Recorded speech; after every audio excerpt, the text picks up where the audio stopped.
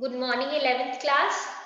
So, we were on our chapter, The Three Orders, and we have done a major part of it where we have understood about the three orders, या जो three social divisions है society में, which somehow affected the not only the social but also the economic and political and all the other spheres of life of the European people. उसके बाद we have also done a new kind of emergence of towns and townspeople whom we can designate as the fourth order. So after going through these topics, we come to our next topic, and the next topic is cathedral towns, because we were talking about towns and we were left with this topic. So let us now start with this topic. Basically, cathedral towns थे क्या? These were the towns which were developed around big churches. अब ये जो big churches है ये बनती कैसे थी? तो जो ये नए नए रिच मर्चेंट्स बने थे, the new section, they had lot of money because of trade, so they now started making donations to church, because you know that whenever we are talking about any society, the religious center is considered the most important, और वहां पे अगर donation करते हैं तो religious purpose के साथ साथ अपनी जो इम्पोर्टेंस है इन द सोसाइटी वो भी धीरे धीरे बढ़ती है. तो because of various reasons these people started making lot of donations to churches. तो इसीलिए 12th सेंचुरी में बहुत बड़े बड़े चर्चेस बनने लग गए थे जिनको बोलते हैं cathedrals, and these were actually built in France. ये जो है ये ऐसे तो बिलोंग करते थे मोनेस्ट्रीज को, मतलब बेसिकली जहाँ पे मॉन्क्स रहते हैं या जो प्रीस्टली क्लास है इनसे रिलेटेड, बट इनके कंस्ट्रक्शन में हर सेक्शन कंट्रीब्यूट करता था, not only in form of money but they also contributed in form of material या लेबर. मतलब the contribution of an individual, if we say, was not only on the basis of money, but it could also be on the on the basis of labor or money, or obviously अगर आप उससे related कोई material दे रहे हो, any form में your contribution was accepted and people were contributing, because obviously church was the, you can say, the religious building and people believed in that. अब इसके बाद क्या, ये जो कैथेड्रल्स है ये बने हुए किस चीज के थे? स्टोन के बने हुए होते थे. इनको बनाने में बहुत ज्यादा टाइम लगता था, because obviously these were very very big and made in very very splendid way. जो कैथेड्रल के अंदर एरिया थी वो धीरे धीरे क्या बहुत ज्यादा पॉपुलेटेड हो जाती थी, क्योंकि वहां पे कंस्ट्रक्शन वर्क होता था, फिर लोग विजिट करने आते थे, तो धीरे धीरे वो क्या बन जाते थे? Centres of pilgrimage. यानी सिंपल टर्म्स में जैसे लोग जहाँ पे तीर्थ या तीर्थ आते हैं, इन सब से रिलेटेड चीजें करने आते हैं, तो वो सेंटर्स ऑफ पिलग्रिमेज बन जाती थी. And then the small towns, finally we notice कि धीरे धीरे क्या इनके अराउंड स्मॉल टाउन्स डेवलप होने लग गए थे. So that is why we see the emergence of these new kind of towns which are called as the cathedral town. अब ये जो है ये इस तरीके से इनकी डिजाइनिंग कैसे होती है, as you can see in the pictures also, कि जो इस तरीके से होती थी कि जो प्रीस्ट की वॉइस है ना वो क्लियरली सुनी जाए. पूरे लोग, जितने भी लोग पीछे तक बैठे हैं, जितने मतलब almost till every corner, all of them, those of whom are actually present in those areas, तो उनके प्रॉपर अरेंजमेंट हो और उनको जो प्रीस्ट की आवाज है वो पूरी अच्छी तरीके से सुने. तो ये इस टाइप की डिजाइनिंग होती थी of the, you can say, cathedral. अब इसमें obviously as you can see again in the picture बहुत सारे लोग आते थे गैदर होने के लिए, उनके लिए स्पेस होती थी. और यहाँ पे जो मॉन्क्स जो भी रिलीजियस या जो भी सॉन्ग्स जैसे गाते थे, वो उनकी साउंड भी ब्यूटीफुल होती थी. साथ में वहां पे चाइमिंग बेल्स होती थी, रिंगिंग बेल्स होती थी, ताकि दूर दूर तक लोगों को उनकी प्रेयर की जो साउंड है वो सुने. इसके अलावा स्टेन्ड ग्लासेस होते हैं. If you have a chance, if you have visited any of the church, you will notice कि उनकी विंडोज में जो ग्लासेस होती है ना वो कलरफुल होती है और अलग अलग डिजाइन जैसी बनी होती है.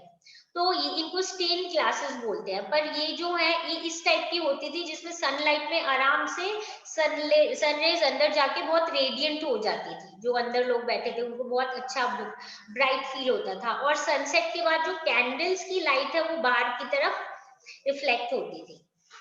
नाउ ये जो स्टेन ग्लासेस है सिर्फ ये नहीं कि फॉर डेकोरेशन या भाई इनलेट ऑफ सनलाइट या इन सब रीजंस के लिए थी। एक और था, इन पे जनरली नरेटेड होती थी स्टोरीज, यानी स्टोरीज इनके ऊपर डिपिक्टेड होती थी। और ये स्टोरीज कौन सी होती थी? ये होती थी बाइबल में से। सो बेसिकली उन लोगों के लिए होती थी जिनको पढ़ना नहीं आता। तो even if they don't know how to read और राइट, बट उन पिक्चर्स के थ्रू उनको कुछ चीजें पता चल जाती थी। क्या चीजें? कि बाइबल में ये स्टोरी लिखी हुई है, and accordingly they will be able to also know about the things which they otherwise will not be able to read. Why? क्योंकि उनको ऑब्वियसली पढ़ना लिखना नहीं आता, तो बाइबल ऐसे तो पढ़ नहीं सकेंगे, पर वो स्टोरीज की depiction through the windows clearly would help them to know more about few of the important Bible stories. तो बेसिक ये जो है, ये स्ट्रक्चर किसका था?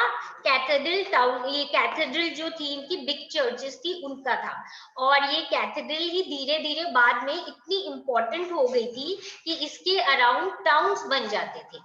People used to gather and then finally it resulted in formation of towns. Now you can see that there is one this small box given in your book on your page number 147. So we'll just go through this also. In this also you can see the picture of the stained glass window. I think it is clear to you, and you can notice it, and it is also given in the book, so you can again look at it more nicely. Now इसमें क्या है? There is a depiction. What depiction? The depiction is about you can say the kind of development that were taking place, or the changes in the structure of the cathedral and around it, and why was it happening. ये अपने basically इस box के through उस time के contemporary ने अपना return record छोड़ा है, which will help us to know more about this place. ये कह रहे हैं कि जो फीस्ट डेज होते हैं, यानी जो इनके मेन सेलिब्रेशन वाले डेज होते हैं जिसमें सब लोग आते हैं विजिट करने, वहां पे ये प्लेस इतनी नैरो है कि इतनी और भीड़ हो जाती है कि विमेन को क्या करना पड़ता है। बहुत बार जो ऑल्टर होता है बेसिकली एक हाई टेबल होती है रिलीजियस सेरेमनी के सेंटर वाली एरिया, तो वहां पे क्या होता है कि इसके ऊपर से उनको विमेन को गुजरना पड़ता है, बिकॉज नीचे जो बहुत ज्यादा भीड़ होती थी, तो they could not easily travel. और ऑब्वियसली ऐसा लगता था कि obviously head of the main के ऊपर से, मतलब because main were standing down, और जो टेबल है उसके ऊपर से विमेन जनरली जाती थी, तो ऑब्वियसली फीलिंग ऑफ बहुत नॉइजी भी हो जाता था, और ये मतलब वेरी प्रॉब्लमैटिक जैसा लगता था। तो अब ये बोल रहे थे कि हमें अपने चर्च को और बड़ा करना पड़ेगा। और इसके अलावा ये बोल रहे हैं कि ये जो हमारे चर्च है इसको हम बहुत अच्छी तरीके से पेंट करवाते हैं, जो मास्टर होते हैं ना अपने क्राफ्ट में, उनसे काम करवाते हैं, अलग अलग एरिया के क्राफ्ट्समैन को बुलाते हैं।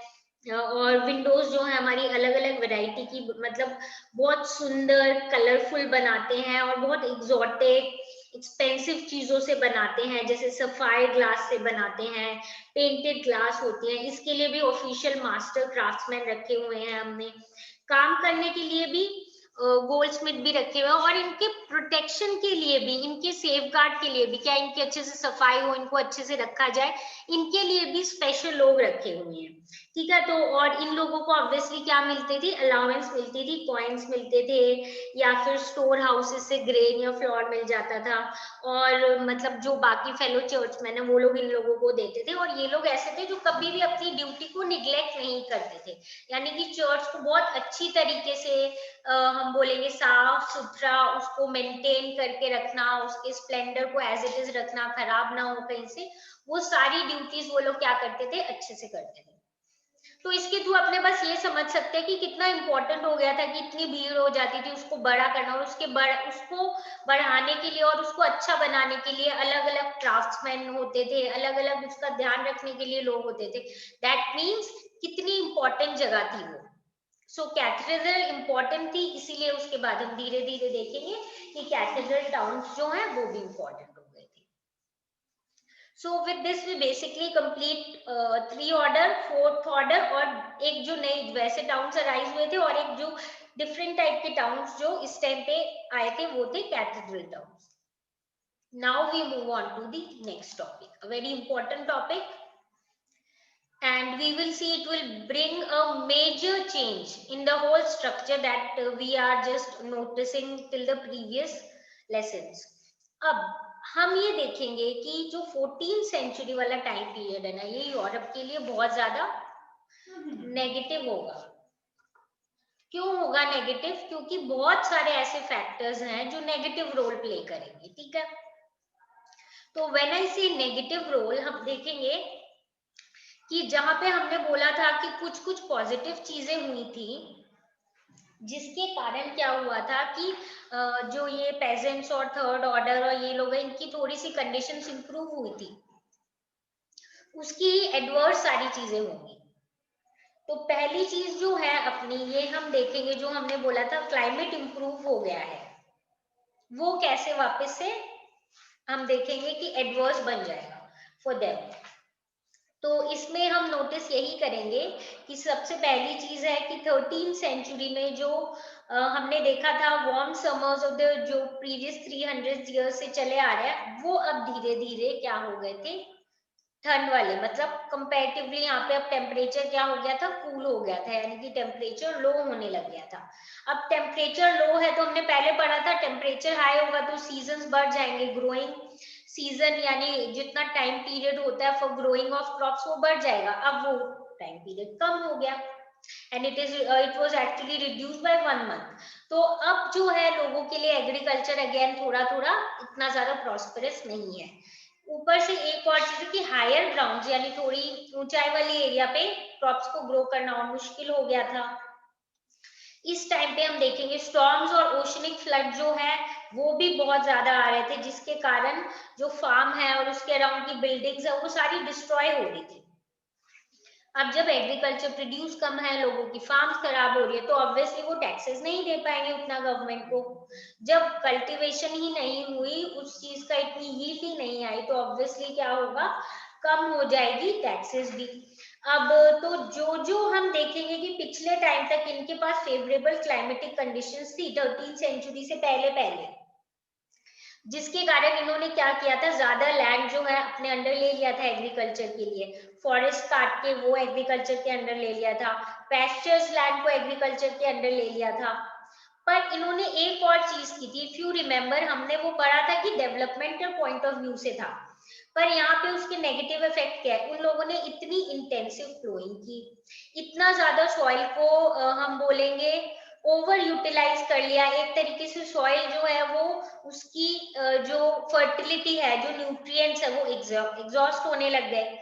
ठीक है, उन्होंने 3 फील्ड रोटेशन क्रॉप्स किया था, बट इसके बाद भी हम देखेंगे कि प्रॉपर सॉइल कंजर्वेशन नहीं कर पाए थे वो लोग, क्योंकि क्लियरेंस भी कर रहे थे और इतना ज्यादा जो सॉइल है वो रिप्लेनिश नहीं हो पा रहा था। यहाँ पे तो सॉइल की खराबी हो, मतलब कंपैरेटिवली फर्टिलिटी कम हो रही है। दूसरी चीज हमने पढ़ा, ये पेस्चर लैंड बढ़ा रहे हैं, अंडर एग्रीकल्चर ला रहे हैं उसको, तो अगर पेस्चर कम है तो ऑब्वियसली किस पे फर्क पड़ेगा, कैटल्स पे फर्क पड़ेगा। नंबर ऑफ कैटल्स धीरे धीरे रिड्यूस होने लग गई, यहाँ पे तो हो रही है रिडक्शन चीजों में, और इधर पॉपुलेशन बढ़ती जा रही है, जिसका इमीडिएट रिजल्ट क्या होता है, फेमाइन्स, यानी हम बोल देंगे लैक ऑफ फूड जनरली बहुत लंबे पीरियड के लिए हो, हिंदी में जैसे अकाल जैसे बोल देते हैं। बहुत सारे फेमाइन्स आए थे बेसिकली 1315 से 1317 तक, फिर 1320 तक बहुत प्रॉब्लम्स आई थी, और 1320s के अराउंड तो मैसिव कैटल डेथ होने लग गई थी। इसके साथ साथ और क्या हो रहा था कि ट्रेडर्स, ये तो हो गया एग्रीकल्चर पॉइंट ऑफ व्यू से, जो ट्रेडर्स हैं उनके लिए भी बहुत नेगेटिव पॉइंट आ रहे थे। तो उनके लिए नेगेटिव पॉइंट क्या थे कि ये जो मेटल मनी है ये धीरे धीरे क्या हो गई थी, इनकी भी कमी होने लग गई थी। मेटल पॉइंट जो मेटल्स हैं बेसिकली सिल्वर माइंस का आउटपुट अब कम होने लग गया था, कहाँ से, ऑस्ट्रिया से और सर्बिया से। तो अब इमेजिन करो, if you are at the position of the government and you notice कि जो आप कॉइन्स प्रिंट करते हो एंड मतलब जो सर्कुलेट होते हैं आपकी कंट्री में, मिंट करते हो जो कॉइन्स, उनमें वो सिल्वर के हैं और सिल्वर के रिसोर्सेज अपने कम हो गए हैं, और आपके पास सिल्वर जो है वो नहीं है, तो आप क्या करोगे, जो कॉइन्स है उसमें मिलावट करना शुरू कर दोगे और उसमें क्या मिक्स करोगे, चीपर मेटल्स। तो वही जो सेम चीज है वो किसने कर दी, वही सेम चीज अब करने लग गए कौन, जो गवर्नमेंट है इन एरियाज में। यानी ओवरऑल हमने नोटिस किया है कि अब जो है इन पे एडवर्स इफेक्ट आ रहा है, चाहे एग्रीकल्चर में देखें चाहे ट्रेड के प्रोस्पेक्ट में देखें। बट अभी तो इससे कुछ और बहुत बड़ा होने वाला है, जो यूरोप के एक बहुत बड़ी पॉपुलेशन को सीधा वाइप ऑफ कर देगा। वो था ब्यूबोनिक प्लेग, ठीक है, जिसको ब्लैक डेथ भी बोलते हैं। इसमें एक्चुअली इस टाइम पे क्या हुआ था कि ट्रेड बहुत ज्यादा बढ़ रहा था, तो क्योंकि ट्रेड बढ़ रहा था तो शिप्स जो है एक कंट्री से दूसरे कंट्री, एक पोर्ट से दूसरे पोर्ट जा रही थी, कैरी कर रही थी गुड्स अलग अलग दूर दूर की कंट्री से। तो इसी टाइम पे शिप्स में गुड्स के साथ बहुत बार रैट्स भी आ जाते थे, और ये रैट्स ऐसे थे जो कि एक डेडली डिजीज फैला रहे थे, जिसको हम बोलते हैं ब्यूबोनिक प्लेग इन्फेक्शन। और इतने लोगों की डेथ हुई थी कि इसको ब्लैक डेथ भी बोला जाता है। और बेसिकली ये नोटिस किया जाता था कि लोग जैसे जिनको ये इफेक्ट करता था उनका बॉडी का कलर थोड़ा इस टाइप का हो जाता था, या उसको डिस्क्राइब करने के लिए कि इट वाज सो बैड, इसको मतलब एंड सो हम बोलेंगे painful and so traumatic at that situation, कि इसको it is in the history of the world it is known as the black death. Now अब हम ये नोटिस करेंगे कि ये जो डिजीज है it actually affected in very very greater way as I said. तो अगर हम एक एस्टिमेट लेना चाहें, एज आई सेड कि बहुत ज्यादा लोगों की डेथ हुई, तो अगर हम इसको परसेंटेज के टर्म में लेना चाहें तो वी विल सी कि जो मॉडर्न एस्टिमेट है मोर्टेलिटी का इस एपिडेमिक का, वो है almost 20% of the people of the whole Europe died because of this particular plague and infection. And कुछ कुछ एरियाज में तो ऐसा भी हुआ था कि अराउंड जो 40% ऑफ द पॉपुलेशन है, कि जिस एरिया में ज्यादा फैला था 40% ऑफ द पॉपुलेशन जो है वो वाइप ऑफ हो गई थी। और ऑब्वियसली जो ट्रेड है, ट्रेड सेंटर्स है, सिटीज, वो सबसे ज्यादा क्या थी, हार्डेस्ट हिट थी, मतलब सबसे ज्यादा इफेक्ट उन पे पड़ा। अब जैसे ही ऑब्वियसली ये सब स्प्रेड हुई न्यूज और ये डिजीज आई, तो जो लोग मोनेस्ट्रीज में रहते थे, हमने पढ़ा था वो एनक्लोज प्लेसेस में रहते थे, मतलब वो ज्यादा इधर उधर मूव नहीं करते थे। तो अब और क्या, जो ऐसे लोग थे, जो बहुत सारे लोग मिलके इन मोनेस्ट्रीज में रहते थे या कॉन्वेंट्स में रहते थे, वहां पे क्या है, अगर एक को हो जाती थी ना तो उधर रहने वाले सबको हो जाती थी। और जनरली ऐसा होता था कि कोई एक भी सरवाइव नहीं कर पाता, सारे के सारे उससे मर जाते थे।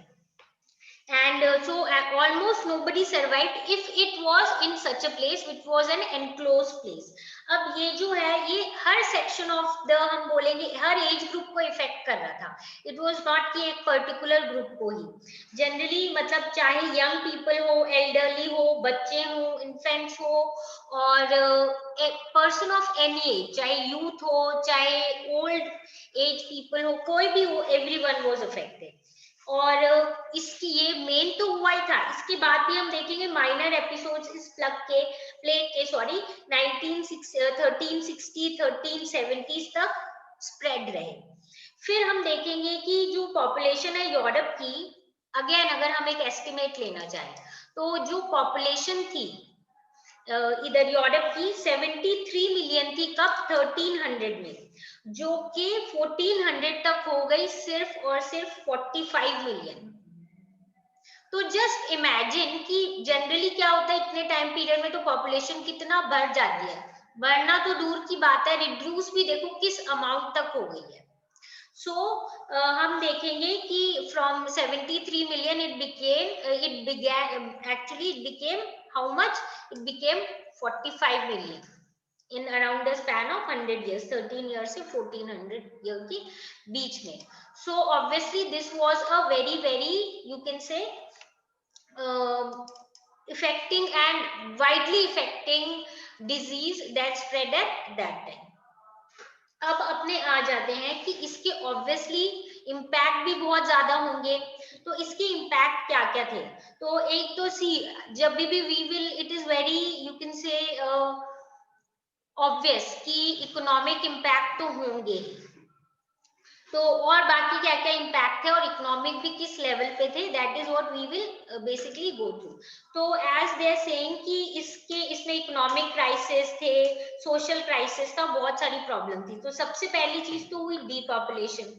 डीपॉपुलेशन क्या है, मेजर शॉर्टेज ऑफ लेबर हो गई थी। जब इतनी पॉपुलेशन कम हो गई तो लेबर की क्या हो गई, शॉर्टेज हो गई, जिसके कारण एग्रीकल्चर में इम्बैलेंस हो गया। मतलब लेबर जो है अब वो बहुत कम अवेलेबल थी एग्रीकल्चर के लिए। इसके अलावा और क्या थी कि जो ज्यादा से ज्यादा पीपल इन एवरी फील्ड, सिर्फ एग्रीकल्चर नहीं, इंडस्ट्रीज या और जो बाकी ट्रेडर्स से रिलेटेड चीजें थी, वहां पे भी लेबर की क्या हो गई, कमी हो गई। अब प्राइसेस ऑफ एग्रीकल्चर गुड्स जो है वो ड्रॉप हो गए। क्यों? क्योंकि जो एग्रीकल्चर प्रोड्यूस था वो तो सही था, पर अब जो है बहुत कम लोग थे जो उसको खरीद सकते थे। यहाँ पे तो ये हो रहा है। और दूसरी साइड पे क्या हो रहा है, जो मैंने बोला पॉपुलेशन कम हो गई है, लेबर की कमी हो गई है, तो अब वो लोग जो लेबर है वो लोग बहुत ज्यादा डिमांड कर रहे थे वेज की। वेज रेट्स बहुत ज्यादा बढ़ गए थे। तो अपने पास ऑलमोस्ट हम देखेंगे जो सर्वाइविंग लेबर फोर्स था ना, वो अब डिमांड कर रहा था almost twice their earlier wages. So हम बोलेंगे टोटल या ओवरऑल जो है पूरा ये जो सिस्टम है, ये एक बार को हिल गया था। Why? It was actually shaken up, because जो पूरा सिस्टम है, जो पॉपुलेशन है, जो चीजें चल रही थी, वो सारी डिस्टर्ब हो गई थी, क्योंकि such a big disease came in and it actually destroyed a lot of population, because of which जो मेजर चेंज यही हुआ कि यहाँ पे तो एग्रीकल्चर गुड्स के प्राइस ड्रॉप हो गए, क्योंकि बहुत कम लोग हैं जो खरीद सकते हैं। जो बचे हुए लेबर है उन्होंने अपनी प्राइस बढ़ा दी। यहाँ पे जो कंट्री है, गवर्नमेंट है, वो एक्चुअली में टोटल क्राइसिस में थी कि that what should be done and what not. ठीक है। Now before winding up this topic, there is one small box given on your page number 148 in your book. If you have your book, just open that page. Again we'll just go through this box. और इसमें क्या लिखा हुआ है, इसमें again जैसे contemporary Italian author has just describe the situation of this black death. तो इसमें ये बोला है कि बहुत सारे मतलब जो ब्रेव मैन हैं और बहुत फेयर लेडीज हैं, जिन्होंने पूरी अपनी फैमिलीज और इनके साथ सुबह का नाश्ता किया, ब्रेकफास्ट किया है, और उसी दिन के रात को वो लोग किसी और दुनिया में, किसी और दुनिया मतलब उनकी डेथ हो गई है, और वो अपने एंसेस्टर के साथ बैठ के सब मतलब बेसिकली ड्रिंक कर रहे हैं, whatever it is, soup और समथिंग, यानी they are having their dinner with their own ancestors in the next world, yani that means these people have died। तो मतलब ऐसी सिचुएशन थी कि कुछ लोग जो कि सुबह पूरे आराम से अपना ब्रेकफास्ट कर रहे थे, उनकी रात तक ऐसी हालत हो गई थी कि दे वर नॉट अलाइव। इसके अलावा लोगों की हालत इतनी पिटिएबल हो गई थी, थाउजेंड्स ऑफ लोग डेली बीमार हो रहे थे, लोग मर रहे थे, ना उनकी कोई हेल्प करने के लिए था, because people again were scared कि कोई पास जाएगा उसको ना हो जाए, या कौन मतलब कौन उनको कहाँ किस तरीके से हेल्प करे, nobody was coming to help. कुछ ऐसे हैं जो ओपन स्ट्रीट में ही डाई कर रहे थे, कुछ अपने घर में, और मतलब रॉटन बॉडीज पड़ी थी हर जगह पे। और जो चर्च यार्ड्स थे या जहाँ पे भाई इनको बरी किया जाता था, उस वो इतनी स्पेस नहीं थी कि अचानक से इतने लोगों को कर सके। तो वो लोग क्या करते थे, हीप्स बना के लोगों को बस उनकी डेड बॉडीज को रख देते थे, जैसे भाई शिप में सामान गुड्स भर के लेके जाते हैं, वैसे मतलब भर के एक के ऊपर एक ऐसे इकट्ठा करके बॉडीज को रख के उनके ऊपर थोड़ी सी मिट्टी डाल देते थे बस। तो यानी this is just a way of describing कि उधर की जो कंडीशन थी, they it was really really really bad, and people were in very very, you can say, unknowingly difficult situation, that what is to be done, what should be done and what should not। और इसीलिए हम बोलेंगे कि this time period is also called as the crisis of the 14th century in Europe। इसके साथ हम एक चीज और ऐड करना चाहते हैं कि that means अगर if somebody wants to know कि क्राइसिस ऑफ 14th सेंचुरी जो यूरोप में हुआ था, उसके मेन जो थ्री हम बोलेंगे कैसे उसको डिस्क्राइब किया जा सकता है, या मेन थ्री फैक्टर्स क्या है। तो as we have studied in different ways कि सबसे पहला तो था adverse climate, second was the poor you can say जो ट्रेड कंडीशंस थी वो, एंड फाइनली जो ब्लैक प्लेग था। So these are the three factors which actually led to the crisis of the 14th century in European countries. So with this, we complete the crisis of the 14th century, and then we will see that because of these changes, what are the new, you can say, more changes that will be coming in the social conditions, the political conditions. तो ये सारे जो effect हुए हैं fourth century crisis से, इससे आगे जाके लोगों की लाइफ में और उनके जीने के तरीके में किस टाइप के चेंजेस आएंगे, दैट इज बदलाव क्या आएंगे और मेजर चेंज क्या होगा, और फिर फाइनली जो उनकी लाइफस्टाइल है या रहने का जो तरीका है वो किस टाइप का होगा. So with this we complete the crisis of the 14th century. Obviously we have done the three main things, that climatic adversity आ गई थी, trade poor हो गया था, और bubonic plague जो है वो spread हो गया था, infection, black death हो गई थी, और total overall change आ गया था in the social, economic and the political structure, about which we will study in detail in our next class. So give this portion a reading, and if you have any doubt relating to the chapter, come back with your problems and we'll try to solve them. So this is it for today. So we'll meet in the next class.